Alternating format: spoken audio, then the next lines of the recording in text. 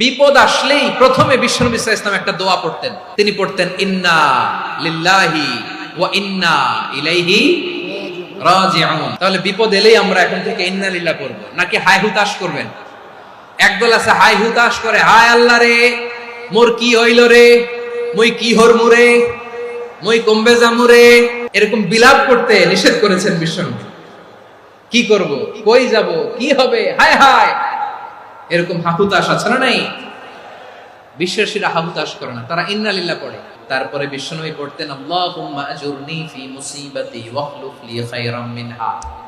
একসাথে প্রথমে পড়তেন ইন্না লিল্লাহি ওয়া ইন্না ইলাইহি রাজিউন, তারপর পড়তেন আল্লাহুম্মা আজুরনি ফি মুসিবাতি ওয়াখলুফ লি খায়রাম মিনহা, মানে আল্লাহ এই যে আমি বিপদে ধৈর্য ধারণ করলাম এটার সব তুমি আমারে দাও, আর যেটা হারালাম এর চেয়ে ভালো কিছু দিয়ে মেকআপ করে দিও, ভালো কিছু দিয়ে বদল করে দিও। সুবহানাল্লাহ পড়েন।